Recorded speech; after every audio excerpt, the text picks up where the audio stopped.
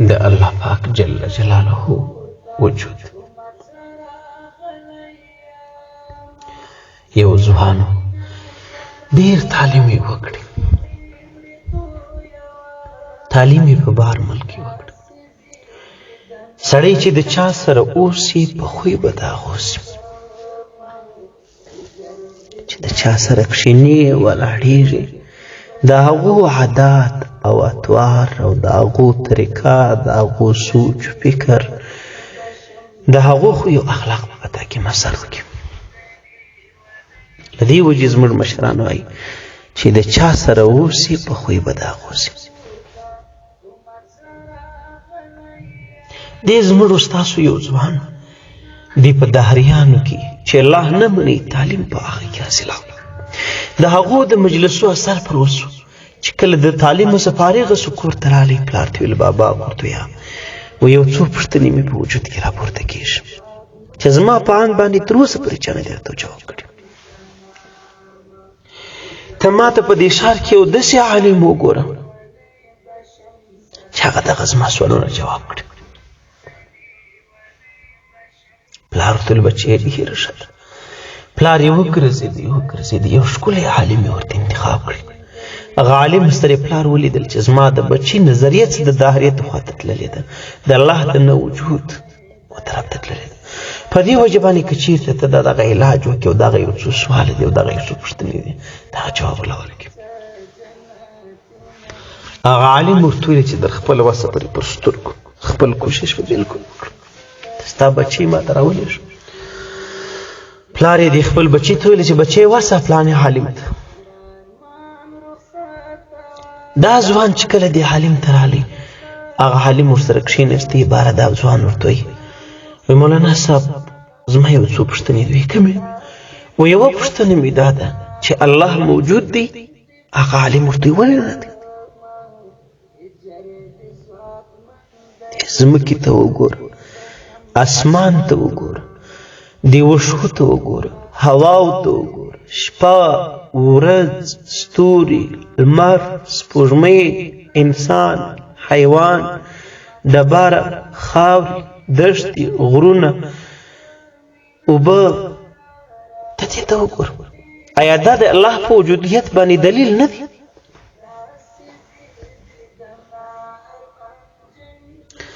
هغه ځوان ورته وایي چې نه مولانا صاحب، ما چې تعلیم حاصل کړی دی نو چې در څو پورې سړي شی لیدلی نه وي د هغه وخته پورې د هغه شي زه اقرار نه شم کولی چې دا شی موجود دی. ورته ښه بل سوال چېشتی یا مولانا صاحب ورته هغه عالم ورته بل سوال چېشتی وایي بل سوال مو دا دی چې دغه شیطان د اوره څخه دی.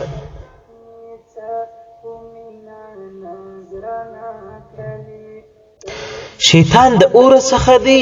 الله رب العزت فرمایي چې هغه څوک چې د شیطان په لار ولاړ شي زما د قسم په خپل ذات باندې هغه به د شیطان سره یو ځای جهنم ته ورچوي.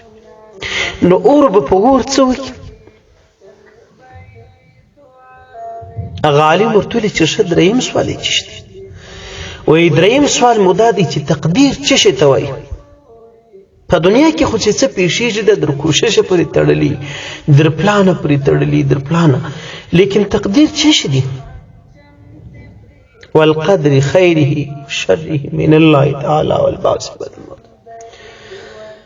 هغه عالم ځمکې ته وکتل او یو مضبوطه چپېړه یې پورته کړه، دې سړي سره ورسره کش کړ. دې ته وایي تعلیم او تسر.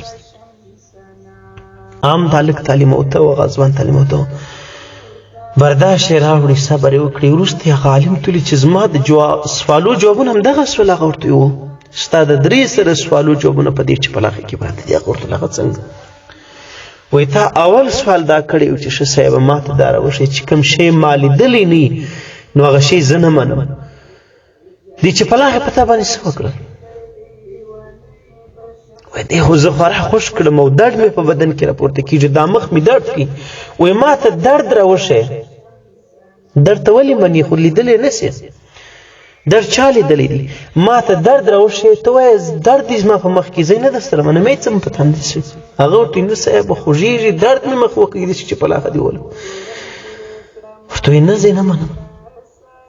وای دا داسې شی دی چې لیدل کېږي خو نه خو د انسان په وجود کې انسان به پوهېږي. وای آیا چې په درد باندې سړی پوهېږي دا ورځ و شپه چې درله تېروځي، دا ورځ و شپه چې په لږ شي وځي، لمر چې راپورته کېږي ډوبېږي، آیا د دې نه دا نه معلومېږي چې الله موجود دی؟ په دې کائناتو کې چې دا د ژوند روح لیدل کېږي، د دې نه دا تا ته نه معلومېږي، لازمي به ته الله ویني. علي کرم الله وجهه مبارکه څه چا پوښتنه وکړه چې قربان صاحبه الله رب العزت موږ ولې نسو لیدلی؟ نو هغه ورته چې لمر ته وګوره، و لمر ته خو نسې سړی کتلی. وایي نو کمبخته ته چې لمر ته د هغه یو مخلوق ته نسې کتلی نو ته به هغه څنګه ووینې په دنیا کې؟ روایاتو کې راځي د رب العالمین د تجلا څخه یو سلمه او زرمه او لکمه عیسه، یعنی ډېره کمه عیسه پر لمر باندې موږ لیدل. لمر دغه حال دی